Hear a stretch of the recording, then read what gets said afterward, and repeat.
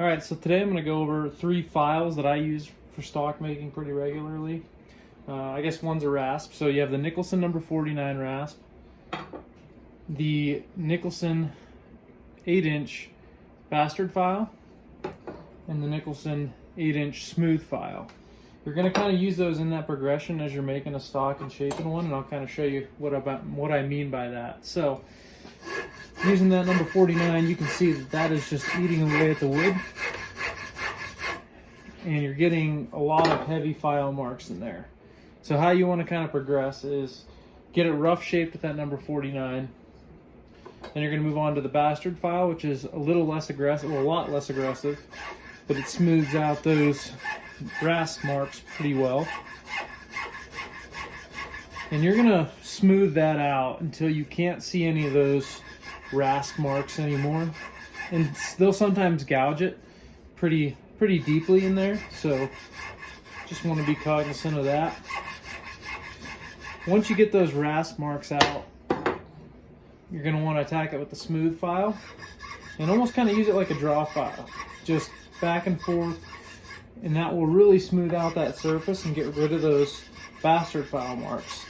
A lot of the times before I even use a smooth file, I'll actually raise the grain for that first time. So 49 rasp, bastard file, wet the wood, raise the grain, smooth file.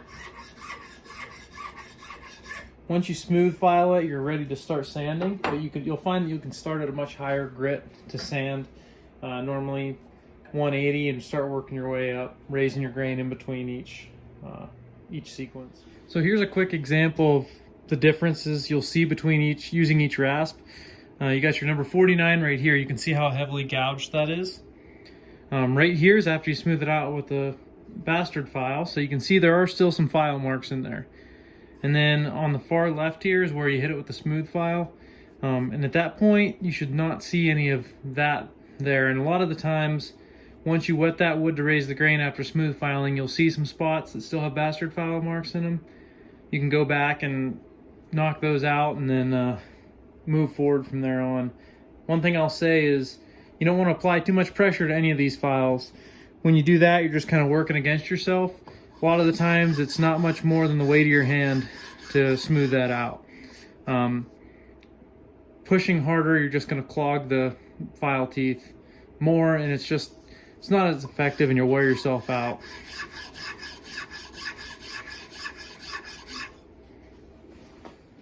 So these 3 files are available, Brownells. That's where I source mine. Once again, I use them for almost every stock that I shape. Actually, I use them for every stock that I shape. If I had to add one more in there, it would be a Shinto rasp, which these things are just phenomenal for removing material fast. They have saw blades on the front pretty heavily, and then on the back you got a lot finer. One thing it does, it allows you to keep a straight line pretty easily. But adding that to that progression, you can shape a stock pretty fast.